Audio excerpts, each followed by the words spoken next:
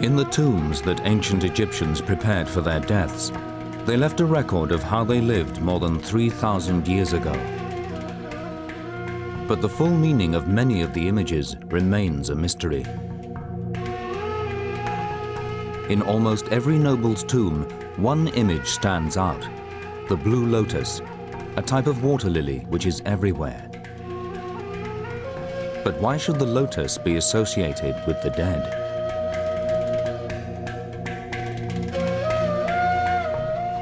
Late in 1999, scientists in Manchester began a series of tests to uncover the secret of the lotus. They were looking in part at the flower itself.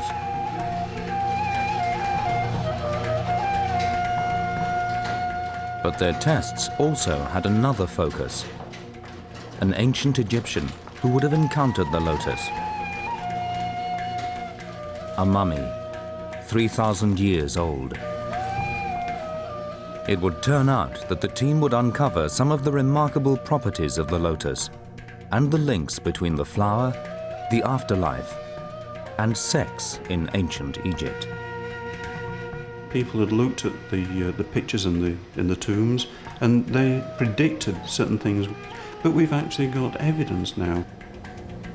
Now the speculation can be laid to one side and we can actually go after the hard evidence, the proof, and discoveries such as this are very, very important.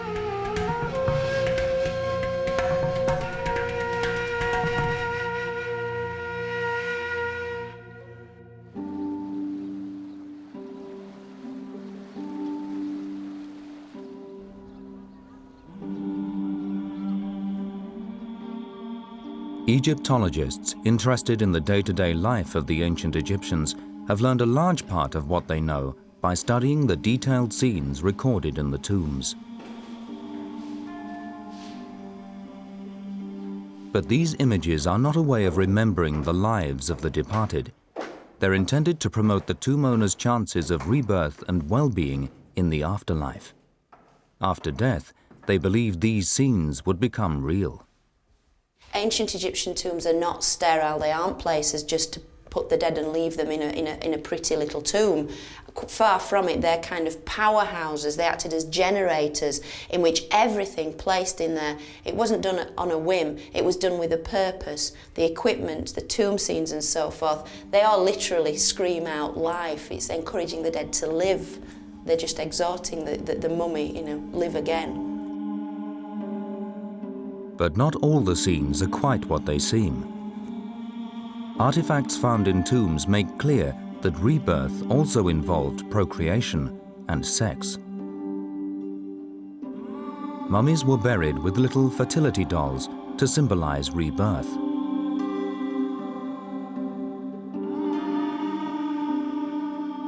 Male mummies were often buried with artificial phalluses. And many of the tomb images in which everyone is always young are thought to have a hidden sexual meaning.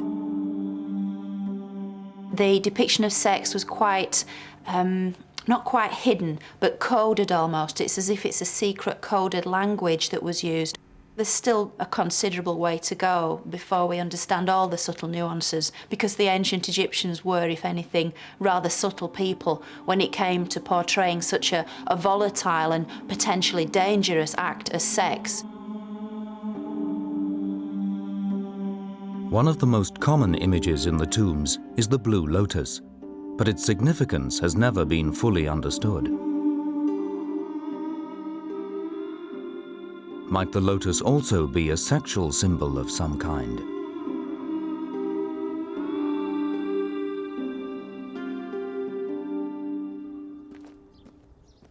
Egyptologist Lisa Maneke has been investigating the blue lotus and its connections with both love and sex. The village of Deir el-Medina near Luxor was used by the workmen who built and decorated the tombs of the pharaohs in the Valley of the Kings. But they also produced one of the most infamous of Egyptian drawings, a papyrus which added a new dimension to the symbolism of the lotus. The people in this village were quite gifted craftsmen. Among the interesting drawings that we do have from this place is the famous Turin papyrus. I think it is a very interesting piece of early pornographic literature. It's not kind of continuous story about what went on a wild night in Deir Medina, but it shows various couples having intercourse in various fashions. There's a scene showing a woman sitting on a stool with a man facing her with a huge phallus and a lotus flower balancing on top of her head. In one of the other scenes, the woman seems to be managing quite well on her own because she's sitting on top of an inverted pot with a pointed bottom, enjoying herself in that way. Again, with a huge lotus flower on top of her head.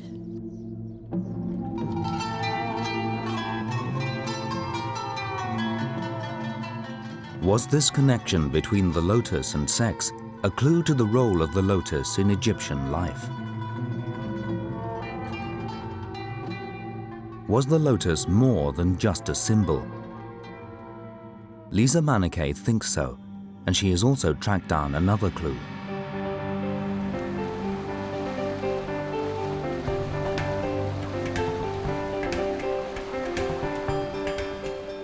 "100 kilometers upriver from Luxor is a temple known as Edfu.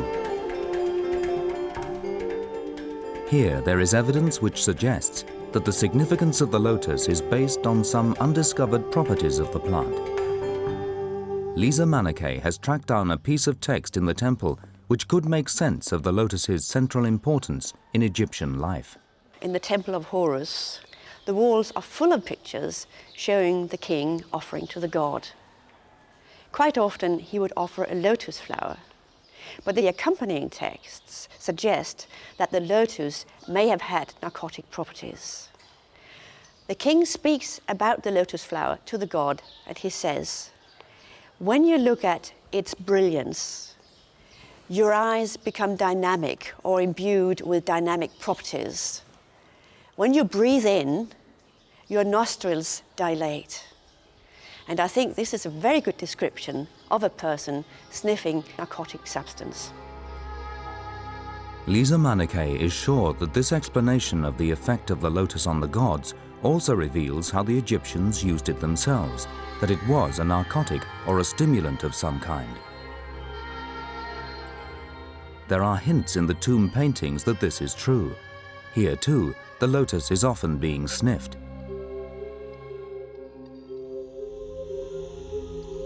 And there is a close association with wine. Wine goblets were often decorated to look like the lotus. And little jars of concentrate are seen being added to the wine. Might these also be derived from the lotus? Was the secret of the lotus that it was a drug which the Egyptians used in much the same way as alcohol? And did they sometimes combine them, soaking the flowers in wine? Was this what lay behind the images in the tombs and on the erotic papyrus?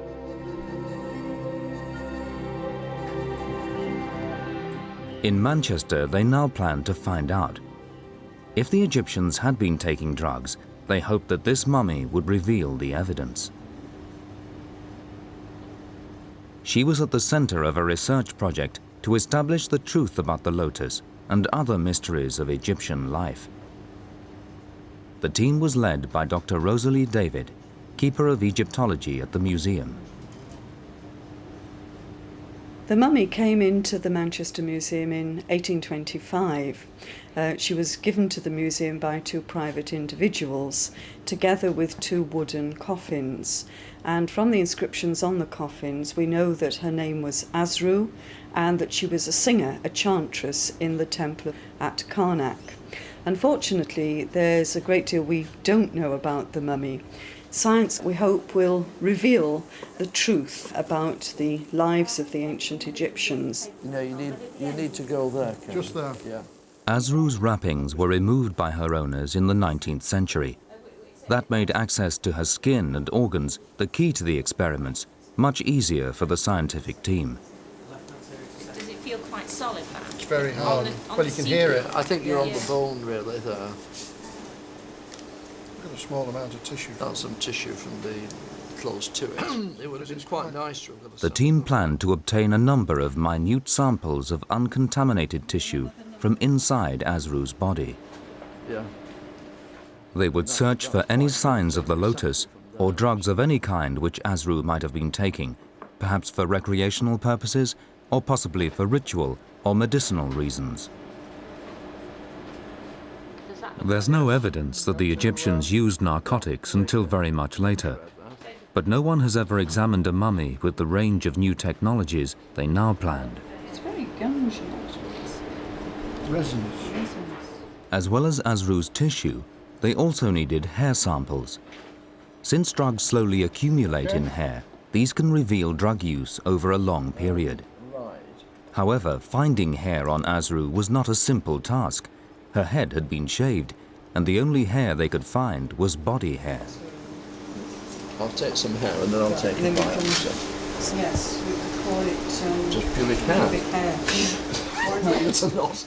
It was Azrael's role as a temple chantress, which meant she had to be shaved. Removing hair, wearing wigs instead, was thought necessary for ritual purity. Her coffin explains she lived in Thebes, now known as Luxor, the religious capital of Egypt. 1,000 years before Christ, near the end of the New Kingdom, she worked in the Karnak temple. But as a temple chantress, Azrael was also an ideal subject for the scientific study. Here she would have come into regular contact with the lotus. As at Edfu, the lotus appears to have a central importance. Lotus symbols are everywhere.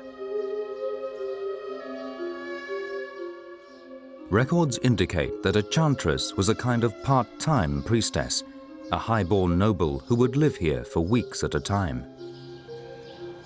3,000 years ago it would have been very different. It would have been a very dark place in this inner part of the temple, full of colour, full of life.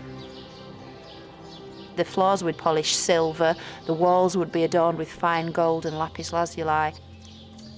These jewel-like colours would be heightened by the shafts of sunlight, and the use of incense and sweet perfumes would absolutely suffuse the whole building. Azrael's role, with the other chantresses, was to support the priests in looking after the deities in the temple. This included bringing offerings of the lotus flower. In the morning, they would chant to wake the gods. 3 times a day, they would bring food and other nourishment. They would fetch the clothes with which the gods would be dressed by the priests. And throughout the day, they would perform for the gods with singing and dancing.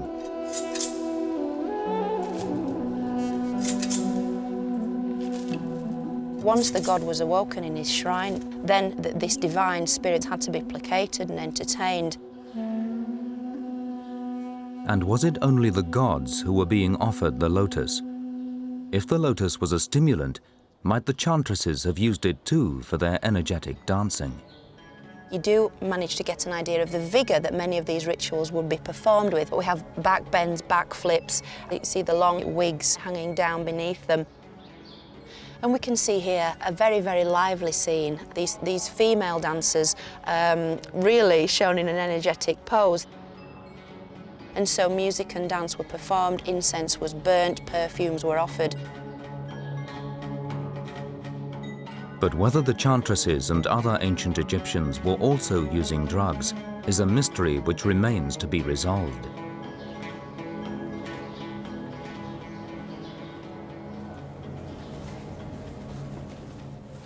In Manchester, as Azrael's examination continued, the hope was that if she had been taking drugs, perhaps including the Blue Lotus, they could now begin to find out.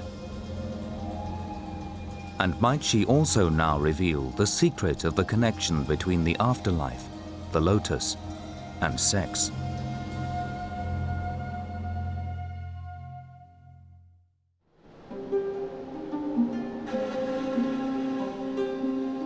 In Manchester, the detailed examination of the mummy Azru was underway. They hoped to discover if the ancient Egyptians used drugs like opium and cannabis, and in particular, the blue lotus.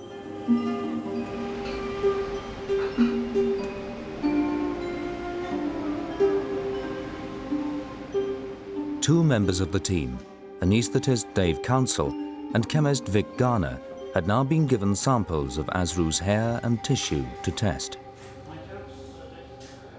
The evidence for drug use in ancient Egypt, on the whole, is controversial. But it would seem unlikely to me that if the ancient Egyptians had access to these powerful plant drugs, that they wouldn't have used them. But which plants might they have used? The team planned to take advantage of the newest technology to try to find out. Azru's samples were to be analyzed using an extremely sensitive form of mass spectroscopy, which breaks the sample down into the molecules it contains. We've had a look at this sample of hair. The test requires only a minute specimen. This is the Azru hair and scalp sample. There's some very fine pieces of hair in there. The team looked at various types of her tissue and at individual hairs. This is a forensic test which Vic Garner's lab has been using to detect drugs in samples provided by the police. Azru is the first mummy that he screened. And her samples revealed an enormous range of substances, from plant oils to henna, with some chemicals still to be identified. And we found lots of compounds in there, but none of these narcotic compounds. It is possible that we may find compounds that may arise from plant material as well, and that's what's going on at the moment.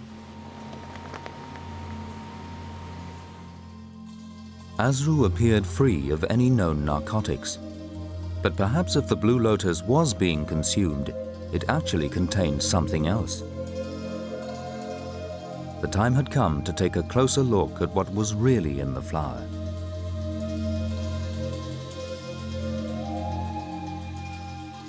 Finding a flower to test is difficult, since the plants are now very rare and hard to find even in Egypt. One of the few places thought to have the plants, conveniently for Dave Council and Vic Garner, is Stapley Water Garden in Cheshire. Here they have what botanists suspect may be the actual flower revered by the ancient Egyptians. Oh, looks a bit slippy in here. I'm going to have to be careful, I think. What's the temperature like down there? I'll tell you in a sec. It's very pleasant, really. It's quite warm. There's no crocodiles in here, are there? I hope. Might be cryptosporidium, but... You're going to pass me the secateurs. Thanks. So shall we take these two then, Vic? Yes, but don't touch the petals. If you hold the stem carefully. 25 years ago, American researchers thought they had detected a form of narcotic, an alkaloid, in the lotus. But that work has never been repeated. I've never got to sniff a fresh one, so I think this is about as fresh as it gets. So it's quite a nice fragrance, actually. It's very nice. What does it smell of?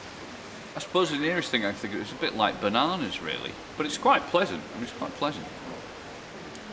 I'd be very interested to know how long the perfume lasts. I wouldn't smell it for too long, though, Vic, because the ancient Egyptians, one theory is that they used to get high from sniffing it. The blue lotus obviously contains something in there. It must be something more than just the appearance of the flower. It must be perfume. It may be that there's some material in there that has a physiological effect. They decided to test both the chemicals found in the flower itself and in the flower's perfume. They were looking for any substance which could give the flower the effects of a drug. What they actually found was completely unexpected. Ah, right, okay, so we get a lot of noise and no real peaks. So on the basis of that, you would say that there's no material corresponding to that particular alkaloid. There were no signs of any narcotic, but they made their first important discovery.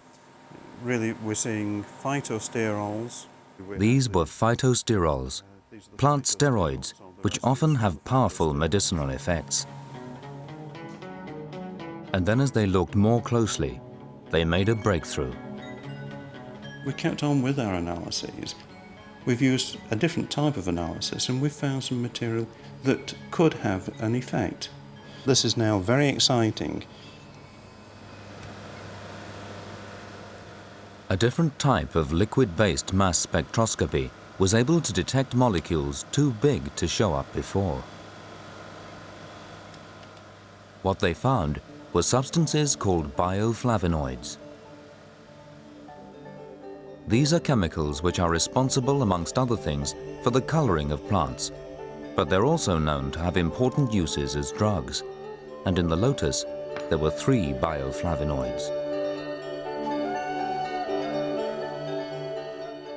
It was the combination of all the chemicals they'd now found which might give the lotus powerful physiological effects. Combing the literature, they looked for other plants with a similar chemical makeup, and it was the 3 bioflavonoids which proved the key. They're very common in the plant kingdom. They're responsible for a lot of colours and so forth, but they also occur in a lot of preparations that are used to this day, like ginseng and also Ginkgo biloba. Ginkgo biloba is a leaf extract now widely used to stimulate blood flow and improve mental alertness.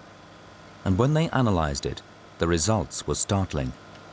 When we compared the data from the ginkgo extract and the blue lotus extract, we found several points of similarity. There are so many points of similarity that we think that the effects of these 2 materials may also be similar. The health benefits of ginkgo have been known about for centuries, so might the Egyptians have used the lotus in a similar way? Was this why they might have soaked the flowers in wine? They arranged to see an expert who could tell them exactly what effects the lotus would have had.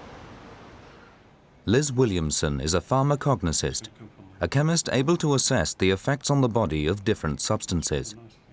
And it was the complex combination of chemicals found in the lotus which excited her. Well, I think you've established that the chemistry of the 2 is fairly similar, particularly around the flavonoid region. And it looks like the lily is even richer in these flavones than ginkgo itself, which suggests that the ancient Egyptians would use it in a similar way to that which we use ginkgo for nowadays. And we are using ginkgo for a lot of different conditions, but the main ones are probably for age-related deteriorations. It's known as a kind of anti-aging herb. It's a free radical scavenger and antioxidant. And it's particularly been shown to be useful in mild Alzheimer's and memory dysfunctions and various conditions where blood flow is at fault, so migraine, tinnitus and so forth. And even that would even involve the sort of Viagra-like effect, which would be just as important for women as men. And it looks like we have, great similarities. The ability of the lotus to stimulate blood flow suddenly highlighted the missing connection between the lotus and sex. And I noticed you found a couple of compounds which are phosphodiesterase inhibitors, and that's the way that Viagra works. Thank you very much. Good. So the lotus was not only a general panacea, it was also a natural form of Viagra, potentially the key to both health and sexual vigor. Did this at last make sense of the different ways the lotus had been portrayed? Had the team discovered the secret of the lotus? Vic and Dave decided they had to make one last check. How could they be positive that the lily used by the ancient Egyptians really was the same plant as the one they had sampled at Stapley? And would it have had the same Viagra-like effects?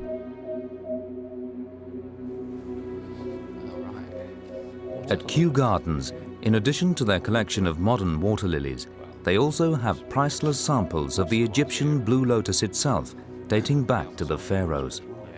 They agreed that Vic and Dave could take a sample. The ones that we've been looking at. Much rounder, isn't it? Much rounder. In the grounds, they passed one of the oldest ginkgo biloba trees in Britain. Botanically, this seems a very long way from a water lily. Did the blue lotus of ancient Egypt really have the same properties? You can see why it's called biloba. Yeah, the two lobes and the leaves, really. And you see it's a very leathery leaf. Yeah, very old plant supposed to be, isn't it? A bit of a Yes. throwback. Well, you actually see things like this in Carboniferous fossils. Yeah, yeah. Can you smell anything on it? No, doesn't really smell much, does it? In Kew's underground archive are thousands of dried specimens collected from all over the world. Egyptian specialist Nigel Hepper led them to flowers and wreaths which had come from Egyptian tombs. One with the blue water lily. There's not much doubt about that, is there? Oh, that's No, fantastic, it's been yeah. taken off the one underneath Yes. and Look at the remounted. petals, they're absolutely exact. That's from the coffin of Ramses II. Right. Now, it's the other one here, in another drawer. This is the one that we probably can use. This is from Hawara. It's excavated by... When this wreath was first assembled, it would have been a colourful arrangement of blue, yellow, white and green. Now it needed the eye of an experienced botanist to identify the blue lotus amongst the dried petals. We can't use any that's actually still fixed in the wreath, but there are some here. Yes, look, there's a nice bit. Oh, lovely, yeah. And I'll put it on there. We don't want to take any more than necessary, really, so Right. we can just trim a small amount There's a off. pair of forceps. Off there. Lovely. Thank That's you very great. much. There's the Kew sample. Thank you very much, yeah. Back in the lab, they could now check if the flower of the pharaohs really had the same chemical fingerprint as the modern plant they'd tested. You think you got enough there for the experiment? Yeah, I can get good results out of 1 milligram of sample. You can get any results, that would be very useful. And when they compared the ancient petal from Kew with the modern petal from Stapley, even they were surprised at the match. This is the trace for the Stapley petal, the modern petal. This is the trace from the Kew petal, the old petal, 2,000 years old. And what we're looking at here is the profile of the phytosterols. And look how similar the profiles are. 2,000 years different, and yet the profiles of these phytosterols, these biologically important materials, are practically identical.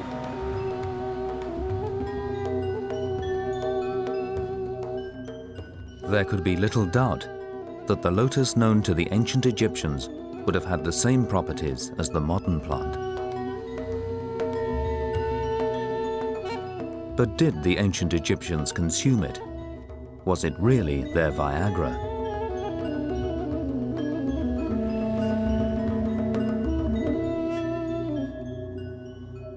They began the hunt for the telltale lotus fingerprint in tissue obtained from Azraels.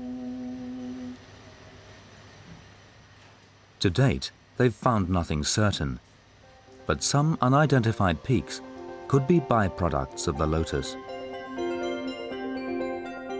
And the discovery that the lotus has Viagra-like properties has already given a new significance to the many images of the flowers seen in Egyptian tombs. The images of the lotus now fitted perfectly as part of a complex sexual code which Lisa Manakay has been deciphering. A code which highlights the importance of sex as the key to rebirth in the afterlife. To be reborn was something that the ancient Egyptians were really obsessed with. And that means that sexuality has a very large part to play in this. For instance, the persons are all in their best age, their reproductive age, and often they are very scantily clad, or their garments are quite transparent. Also, scent is very important. Scent underlines sexual matters in all civilizations, and the people here are being anointed with costly oils and perfumes, and they even have lumps of the precious scent placed on top of their heads to show us and to show the other ancient Egyptians how nice they all smelled. And now it seemed that the lotus too the most common image in the tombs, could also symbolize sex. They wear lotus garlands around their necks. Some of them would have lotus flowers decorating their hair. They hold lotus flowers in their hands. The lotus flower is all over the place. As a sexual symbol, the lotus could become the key to an extremely elaborate sexual code. There are lots of plays of words, from word to picture and picture to word. For instance, there's a very interesting play of word on the word to ejaculate, seti, and the word to pour. And incidentally, the word for scent is written with the very same three letters, S-T-I, seti. So all this underlines the sexuality of the scene. For the dead, the lotus would stimulate rebirth, just as it would be a sexual stimulant for the living. It's a very interesting discovery and does have significant ramifications in our understanding of why the ancient Egyptians used the lotus, the image of the lotus, so frequently. And it's interesting now to point to something and say this is obviously where it began. This is one of the means by which they made themselves happy.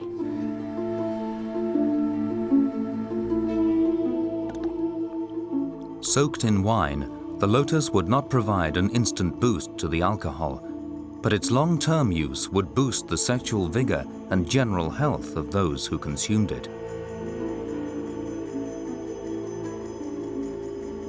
I think we really have got to the key for the use of the blue lotus, and in my opinion, the blue lotus was not used as a source of narcotics. I think it was used for its beauty, for its perfume, and if it has the added advantage of giving you a feeling of well-being when you drink an infusion, an alcoholic infusion of this flower, well, that's everything that the pharaohs needed, really, isn't it? And might the importance of the lotus have also derived from its properties as a panacea against disease? Was the truth that illness was in fact widespread in ancient Egypt?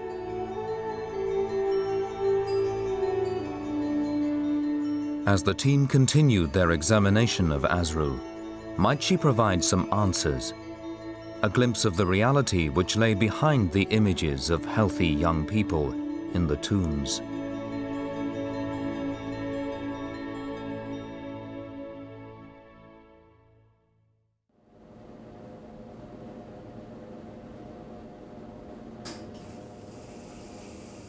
Azrael was now undergoing a full medical examination. It was part of the team's attempt to establish the truth about disease in ancient Egypt.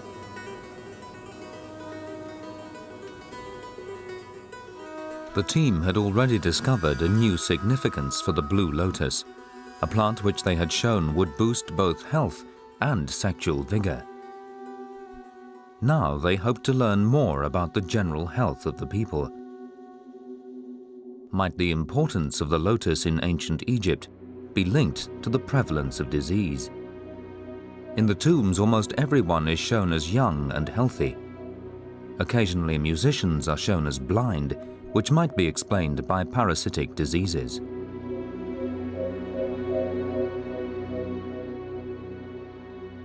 But in surviving medical papyri, it's usually impossible to identify the illnesses described or to establish how prevalent the diseases were. She's probably one of the best behaved patients we've had. She's keeping nice and still and not moving him.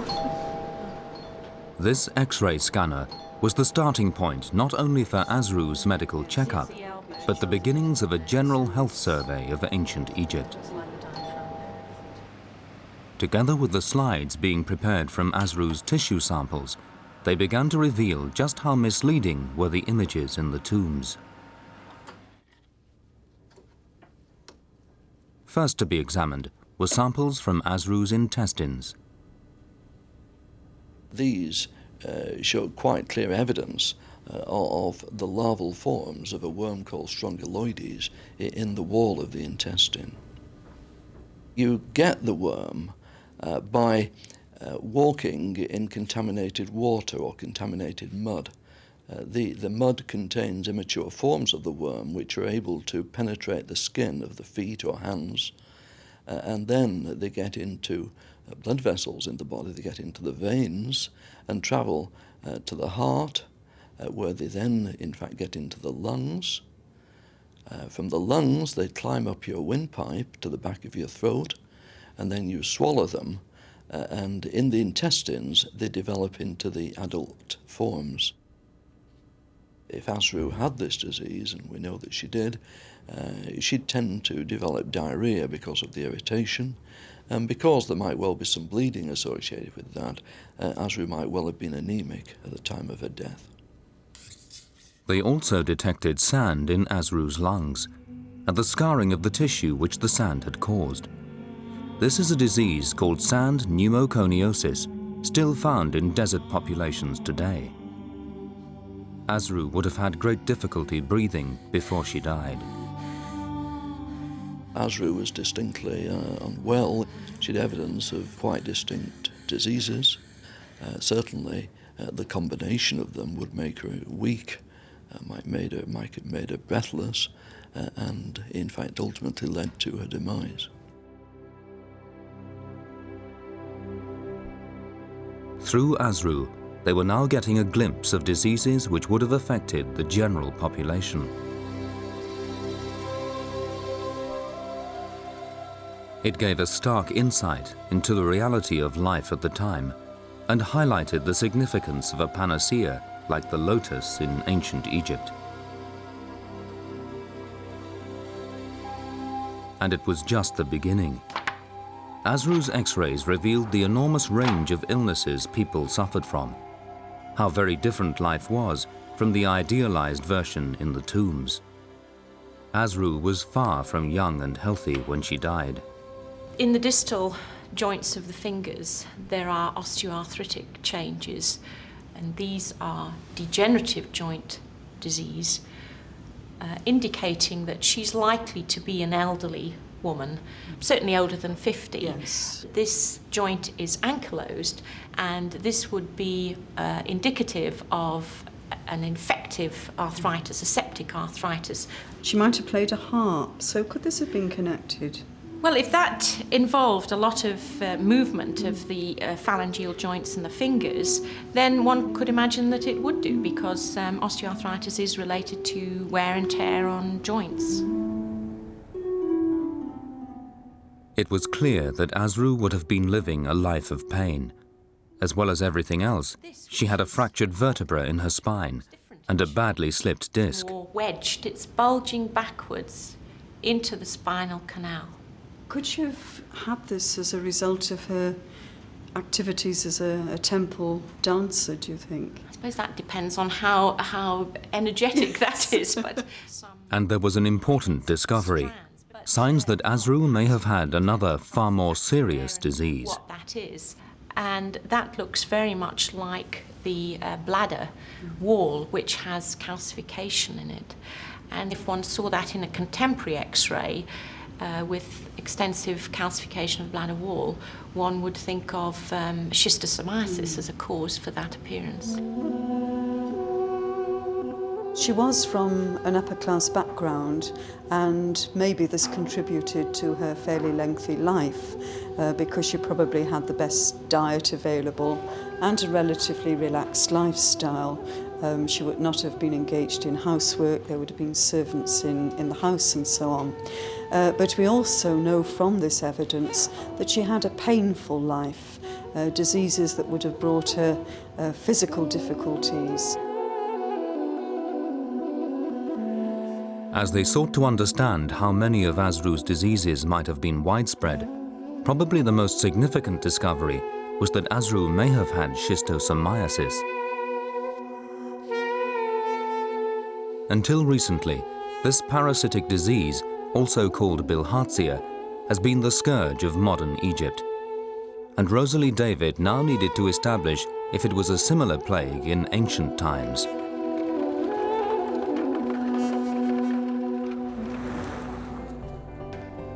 But there has been no certain way to detect Bilhatzia, and Rosalie David decided to travel to Egypt to seek help from the experts, the team who have been battling to bring the disease under control. Bilhatzia is carried by a parasite which develops in water snails. From there it infects humans who come into contact with the water, attacking many organs within the body. In Egypt today, Alan Fennick advises the team which has brought the disease under control, in part by controlling the snails. And what this gentleman is doing is checking the canal for snails. This canal doesn't look particularly attractive, but the point is that fresh water is very important. Yes. People come down to the canals to wash their clothes, the women come down to wash the dishes, men come down when they're building bricks. Yeah. And you know, when children are coming home from school and it's as hot as it obviously is now, it's very attractive to dive into the water. Yeah. In antiquity, some of the activities at least would have been similar in terms of the canals. It's clear from the tomb paintings that the ancient Egyptians performed all the same activities in water, and the country has always been critically dependent on irrigation. So was Bilhatzia also widespread then? In modern times, up to 80% of the population have been infected, and it has been one of the country's major killers. Recently, dramatic reductions in the incidence of Bilhatzia in Egypt have been brought about by regular screening and treatment with modern drugs. But if the ancient Egyptians had Bilhatzia, they had little but the lotus for protection.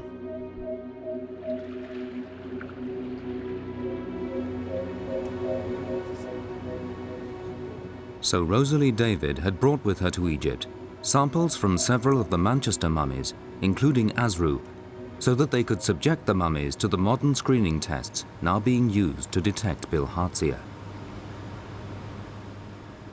These tests have been developed by Dr. Magid al-Shabini and work by detecting antibodies in the blood. So the first task was to liquefy the dry mummy samples. No one has ever found an antibody in a mummy, and most researchers have doubted that it can be done.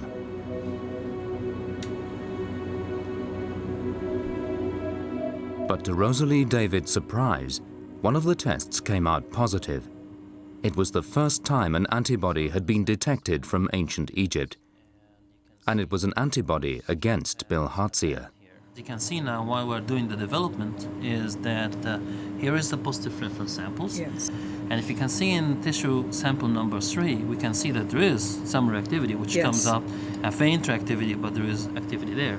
So if this is actually the case, then these are antibodies which are 2,000 years old. Yes, these still are present. Yes, antibodies extracted from the tissues, and they are still live and active, and they are giving us this reactivity here. So this is a first. Absolutely.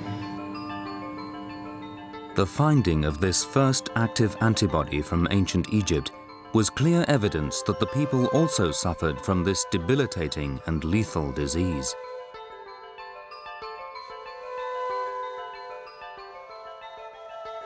And the finding was confirmed in Manchester when one of the team examining Azraels' tissue found direct evidence of the Bilhatzia parasite which causes schistosomiasis. We tested Azrael for any evidence of schistosomiasis within bladder tissue that had been endoscoped from her. And this is showing a section of that bladder tissue that's been stained. And as you can see, there's fluorescent staining that's actually bound to oval shapes within the bladder, which suggests that she was infected with schistosomiasis. It's very exciting to find evidence of this disease in Azrael. It shows that even somebody of the upper classes could fall prey to this particular disease. It's very likely that the chantresses had to undergo some kind of ritual ablution, bathing in the sacred lake. This could be the way in which she came into contact with a parasite that causes schistosomiasis. If even people like Azrael could get the disease, it's likely to have been common amongst the population at large. If you think of a large proportion of the population suffering from this disease, they would have been functioning below par. and they created these wonderful buildings, had this marvellous civilization. That says a great deal, I think, about how they achieved so much, even despite their state of health.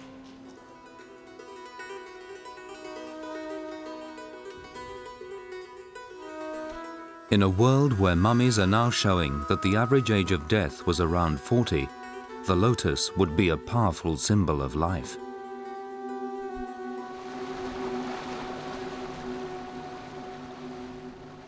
As this picture of ancient Egypt was coming together, Rosalie David now travelled down to Luxor to look again at the images in the tombs. A new layer of meaning in the tombs was gradually emerging, and the ever-present lotus was the key.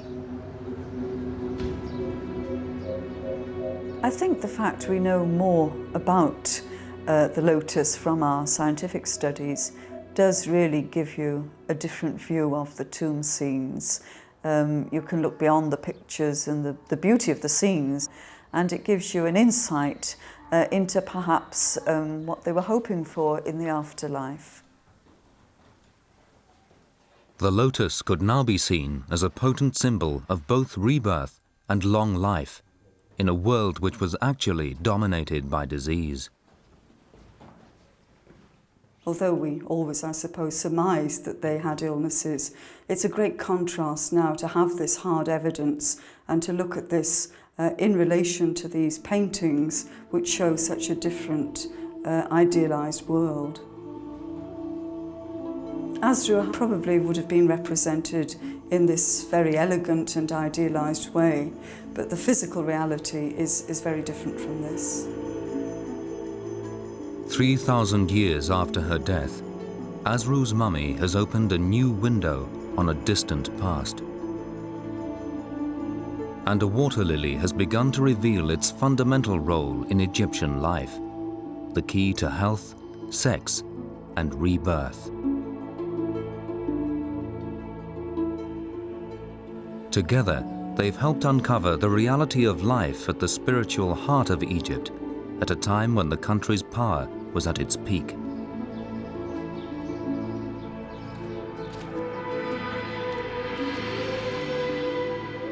Now the team in Manchester plan to complete the last stages of their work with Azrael, using the images of her skull to reconstruct what she really looked like, the reality which lay behind the images in the tombs.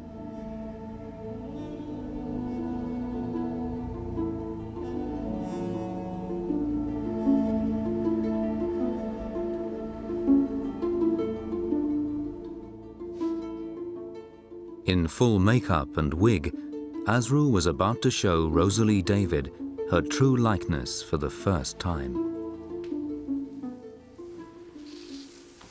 Gosh, that's incredible.